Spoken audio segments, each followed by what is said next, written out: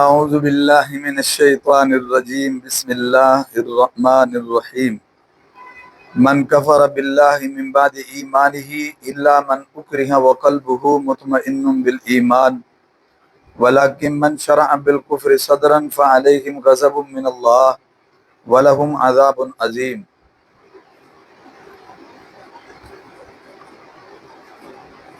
ذالک بأنہ مستحب الحیاۃ الدنیا علی الآخرہ وَأَنَّ اللَّهَ لَا يَهْدِي الْقَوْمَ الْكَافِرِينَ۔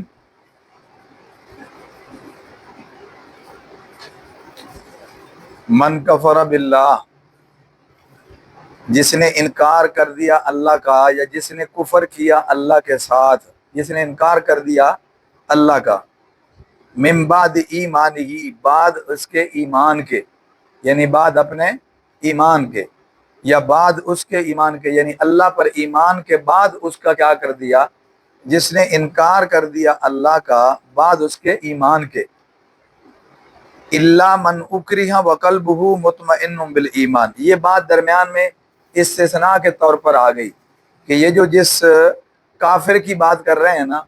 وہ بات اپنی جگہ پر ہے، مگر یہ جو درمیان والا ہے یہ اس کے لیے نہیں ہے، اس کو استثناء دینا مقصود ہے۔ وہ کیا کہ سوائے من اس کے اکرہا، جو مجبور کر دیا گیا ہو، وقلبہ مطمئن بالایمان، اور اس کا دل مطمئن ہو ایمان پر، اور اس کا دل مطمئن ہو ایمان کے ساتھ، یہ اس کے علاوہ بات ہو رہی ہے۔ جس کو مجبور، یہ بھی تو کلمہ کفر کہے گا نا، تو کافر کی بات ہو رہی ہے جو اللہ کا انکار کر دے ایمان کے بعد، سوائے اس کے کہ جس کو مجبور کر دیا گیا ہو ایمان کے بعد کفر کرنے پر، بشرطے کہ اس کا دل کیا ہو، مطمئن ہو۔ اس کے علاوہ تو پھر کیا ہوگا، جس نے انکار کر دیا اللہ کا بعد اس کے ایمان کے، تو اس کا کیا ہے، وَلَٰكِن مَّن شَرَعَ بِالْكُفْرِ صَدْرًا، لیکن وہ شخص کے جس نے کفر کیا شرع صدر کے ساتھ، جس نے کفر کیا دل کی کشادگی کے ساتھ، یعنی شرع صدر کے ساتھ، راضی ہو کر، اپنی مرضی سے، اپنی شوق سے، اپنی تسلی سے، لیکن جس نے کفر کیا شرع صدر کے ساتھ، فَعَلَيْهِمْ غَضَبٌ مِّنَ اللَّهِ، پر ان پر غضب ہے اللہ کا۔ وہ جو پہلے بات ہو رہی تھی نا، وہی بات کہ جس نے کفر کیا اللہ کا ایمان کے بعد، جس نے شرع صدر کے ساتھ کفر کیا، تو ان پر غضب ہے اللہ کا، پس ان پر غضب ہے، غصہ ہے اللہ کا، وَلَهُمْ عَذَابٌ عَظِيمٌ، اور ان کے لیے بڑا عذاب ہے۔ اچھا، ذَلِكَ بِأَنَّهُمْ، یہ اس وجہ سے کہ بے شک انہوں نے استحب الحیات الدنیا علی الآخرہ،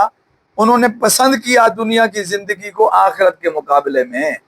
یہ جو وہ کفر ایمان سے پھر گئے، یہ دنیا دیکھ کر پھر گئے، سمجھ آ رہی بات؟ یہ دنیاوی لالچ دیکھ کر، اس لیے فرمایا کہ یہ سزا اس لیے ہے کہ انہوں نے پسند کیا دنیا کی زندگی کو آخرت کے مقابلے میں۔ وَأَنَّ اللَّهَ لَا يَهْدِي الْقَوْمَ الْكَافِرِينَ، اور بے شک اللہ نہیں ہدایت دیتا کافر قوم کو، یعنی جو کفر پہ رہنا چاہتا ہے اللہ انہیں، دیکھو کتنے کافر ایمان لائے، یہ لفظ کیا ہے، اللہ نہیں ہدایت دیتا کافر قوم کو، تو کافر قوموں کو اللہ نے ہدایت دی نہیں، کتنے کافر ایمان لائے؟ پھر اس کا کیا مطلب ہوگا، یعنی اللہ نہیں ہدایت دیتا کافر قوم کو جو کفر پہ رہنا چاہتا ہے، جو طالب ہے اللہ اس کو کوئی نہ کوئی اس کے اندر چنگاری ہوتی ہے تو اس پر اس کافر کو ہدایت مل جاتی ہے، جو کفر پہ رہنا چاہتا ہے ایسی کافر قوم کو اللہ ہدایت نہیں دیتا۔ توجہ فرما لیں جی، یہاں ایک بڑی اہم بات ہے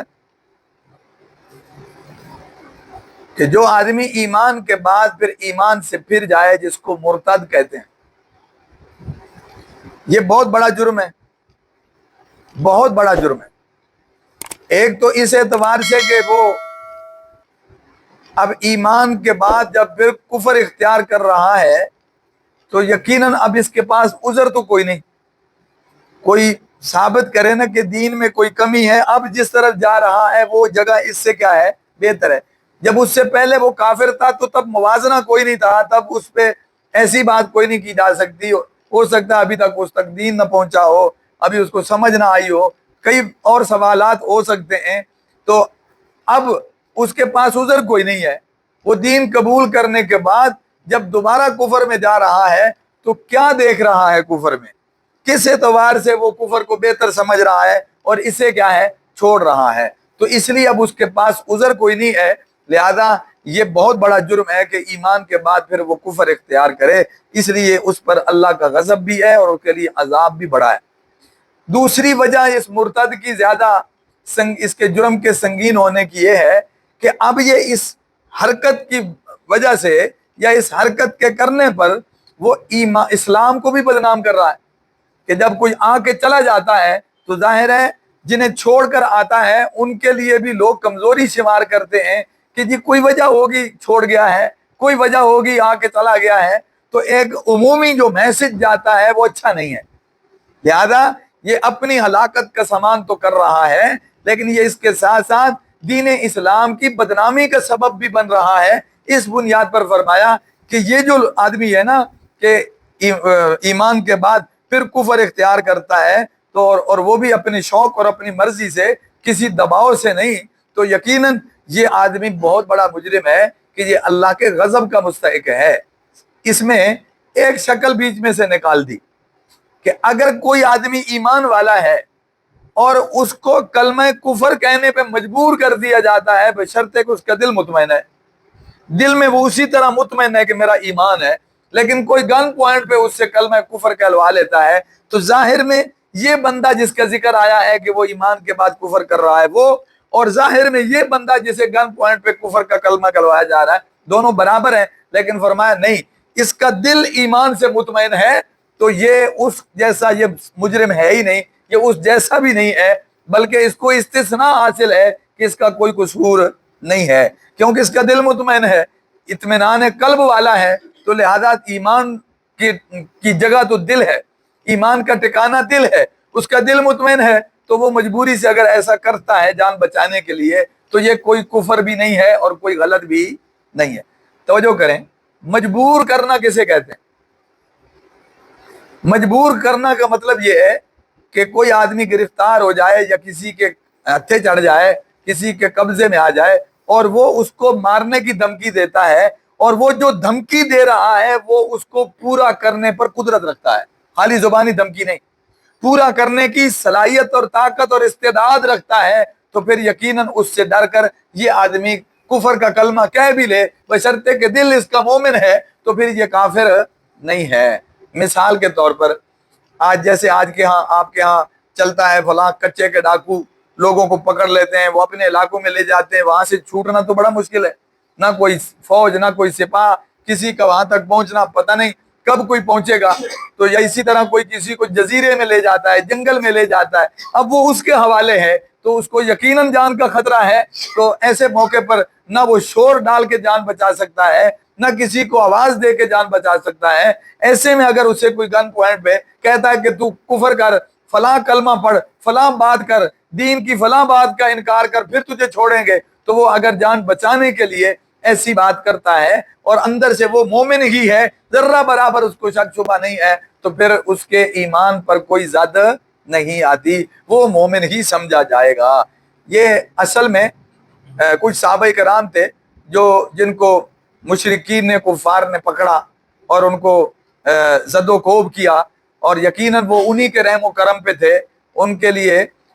اس مظلومیت میں جان بچانے کا بظاہر کوئی سامان نہیں تھا، تو ان کے پاس دو راستے تھے، توجہ کرنا۔ نمبر ایک راستہ یہ تھا کہ وہ جو کہتے ہیں نہیں مانتے، اگر وہ ایمان والا ان کے کہنے پر بھی وہ کلمہ کفر نہ کہے اور وہ اڑ جائے تو یہ شہید ہے، اور یہ عظیمت کا درجہ اور اعلیٰ درجہ ہے، سمجھ آ رہی بات جی؟ یہ بہت بڑا درجہ ہے شہید کا۔ لیکن اگر وہ مجبور ہے، کمزور ہے، اپنے آپ کو کمزور سمجھتا ہے اور وہ کلمہ کہہ لیتا ہے کفر کا، تو کوئی حرج کی بات نہیں ہے، اس سے وہ کافر نہیں ہوتا۔ جیسے حضرت یاسر رضی اللہ تعالیٰ عنہ، سمیہ رضی اللہ تعالیٰ عنہ، عمار رضی اللہ تعالیٰ عنہ، خباب رضی اللہ تعالیٰ عنہ، بلال رضی اللہ تعالیٰ عنہ، یہ لوگ کفار کی اور مشرکین کی گرفت میں تھے۔ ان میں سے حضرت یاسر کو کہا گیا کلمہ کفر کہو،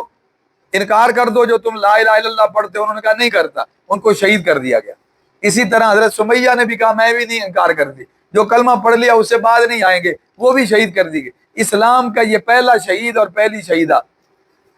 یہ جو جوڑا ہے یہ پہلے شہید ہیں اسلام کے، سمجھ آ رہی بات؟ کلمہ نہیں چھوڑا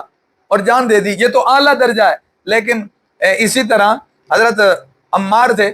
یہ کلمہ کفر کہے کہ جان بچانے میں کامیاب ہو گئے، تو انہوں نے کہا کہ चलो मैं कलमा कुफर कहता हूँ, अगर जान बच जाती है, मेरा दिल मुतमईन है। तो इन्होंने नबी अलैहिस्सलाम को आकर बताया कि यूं मुझे पेशकश की गई और मैंने उनकी कहने पे कलमा कुफर कह लिया। हुजूर अलैहिस्सलाम ने फरमाया तेरे दिल में क्या था? उसने कहा दिल मेरा उधर ही है जिधर पहले था, मैं मुतमईन हूँ अपने ईमान के साथ। हुजूर ने फरमाया इससे ये कुफर नहीं होता। तो ये इसी तनाजुर में एक उसूल बन गया कि किसी आदमी पर भी अगर ऐसी हालत बन जाए कि जहां वाकईतन उसको जो धमकी मिल रही है उस पर अमल हो सकता है, कोई रुकावट नहीं है, खाली गीदड़ भभकी नहीं है, तो फिर यकीनन उसे कलमा कुफर कह के जान बचा सकता है, बचाने में हर्ज कोई नहीं है। लेकिन अगर जान दे दे तो ये शहादत का आला रुतबा है और अजीमत पर अमल है, तो यकीनन इस पे भी बड़ा क्या है, सवाब है। तो इस बुनियाद पर ये उसूल बयान कर दिया कि ताकि आइंदा के लिए भी ये बात काम आ जाए। अब जो लोग जिनकी असल में बात हो रही है, तो दरमियान में बात आ गई ना, असल में बात हो रही थी कि जो कलमा कुफर कह दे यानी काफिर हो जाए ईमान के बाद, और वो भी अपनी तसल्ली के साथ शरह सदर से, तो फरमाया ये लोग हैं कि इन पर अल्लाह का गजब और गुस्सा है, इनके लिए बड़ा अजाब है। इससे वो लोग मुराद हैं कि जो जिन्होंने पहले कलमा पढ़ा और बाद में उन्होंने देखा कि जनाब हमें फलां जगह पे ज्यादा फायदा मिल रहा है, माली फायदा उस गिरोह में ज्यादा है, तो वो काफिरों को गिरोह में शामिल हो गए। जैसे आज कोई अल्लाह ना करे ऐसा करे कि किसी को कादियानी पैसा दें तो वो उधर चला जाए, उसको यूरोप का वीजा मिल जाए वो उधर चला जाए, इसी तरह से कोई मकान की ऑफर हो जाए वो उधर चला जाए, कारोबार की ऑफर हो जाए वो उधर चला जाए। आज दुनिया में लोग ऐसा कर रहे हैं, पैसे की लालच में और दुनियावी मफादात में आकर दीन से हट रहे हैं। तो अगर कोई ऐसा करे तो यकीनन ये ऐसा मुर्तद है कि जो बहुत बड़ा मुजरिम है और इसके लिए बहुत बड़ा अजाब है। क्यों? इसलिए कि ये दुनियावी लालच में आकर दीन को छोड़ रहा है, वरना दीन में कोई नक्स नहीं है, कोई ऐब और कोई कमजोरी नहीं, किसी बातिल गिरोह और तबके का दीन इस्लाम से कोई मुवाजना है ही नहीं, कोई कंपैरिजन है ही नहीं। समझ आ रही बात? तो वो छोड़ता और कहते कि जनाब फलां कमजोरी है जिसकी वजह से मैं छोड़ रहा हूं, तो फिर भी बात बनती। हालांकि ऐसी कोई बात नहीं, दीन मुकम्मल है, तमाम खूबियों और कमालात का मजमुआ है। तो इस एतबार से ये सिर्फ दुनिया की लालच में और दुनियावी फवायद की वजह से दीन हक को छोड़ रहा है, तो ये मुर्तद है, बहुत बड़ा मुजरिम है, अल्लाह का गुस्सा और गजब इस पर हलाल है और उसके लिए बड़ा अजाब है। इसलिए फरमाया जो ऐसे अंदर के पलीद और दुनिया के लालची लोग हैं, अल्लाह भी ऐसे लोगों को हिदायत नहीं देता जो हिदायत के तालिब नहीं बनते। वो दुनिया के तालिब बन रहे हैं तो दुनिया मिल रही है उनको। आ जाएगी समझ में बात जी? जहां दुनिया और दीन का टकराव हो जाए वहां दीन को इख्तियार करें, दुनिया छोड़ दें। हाँ, जहां दुनिया दीन के ताबे है वहां दुनिया भी इस्तेमाल करें,